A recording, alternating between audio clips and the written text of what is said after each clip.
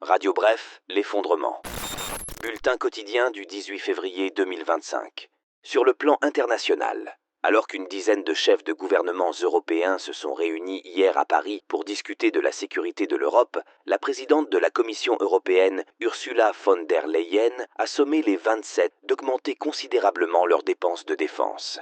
Le chef de la diplomatie française Jean-Noël Barrot a quant à lui appelé à, je cite, « européaniser l'OTAN » qui, jusqu'à présent, était en quelque sorte un club sous l'ombrelle des États-Unis.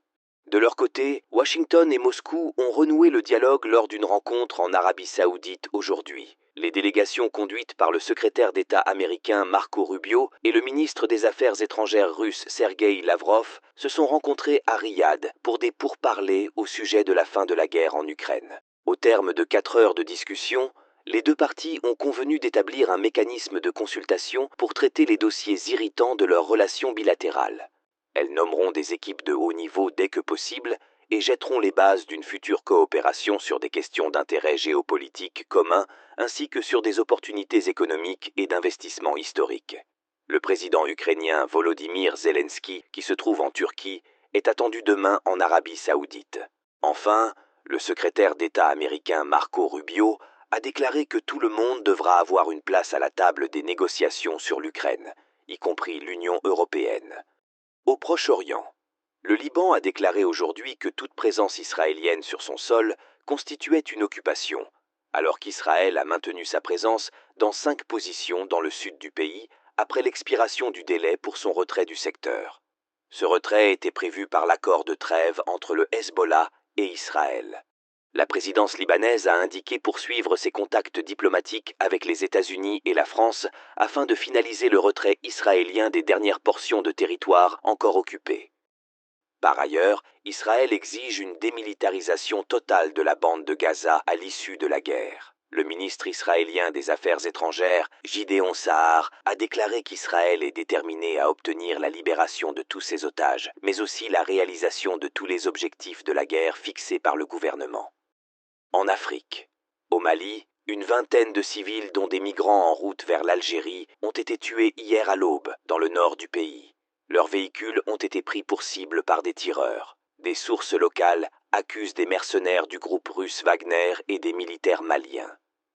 En République démocratique du Congo, 2 semaines après la prise de la ville stratégique de Goma par la rébellion du M23 soutenue par le Rwanda, un ultimatum de 72 heures a été lancé aux déplacés de guerre. Ces derniers ont été contraints de quitter les 117 camps et sites autour de Goma pour regagner leur village. La plupart d'entre eux se retrouvent confrontés à un choix déchirant, rentrer sans aide ou risquer des sanctions de la rébellion.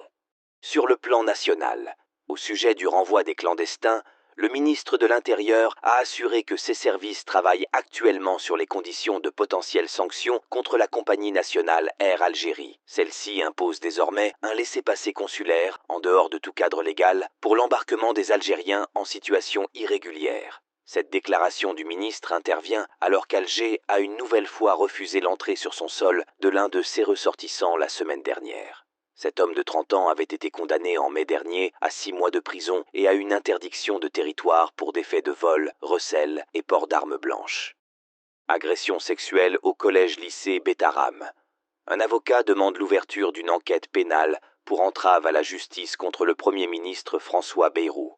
Cette demande fait suite à la diffusion du magazine 7 à 8 sur TF1. Dans ce reportage, un gendarme chargé en 1998 d'une enquête sur un viol commis par un prêtre dans l'établissement privé catholique a évoqué une intervention de l'homme politique. Interrogé de nouveau, l'ancien gendarme Alain Hontangs maintient avoir été informé que François Bayrou était intervenu auprès du procureur général par le juge Mirande. Ce dernier assure n'avoir aucun souvenir de cet échange. François Bayrou, quant à lui, continue de clamer son innocence. À tous de Roméo Bravo, fin de transmission.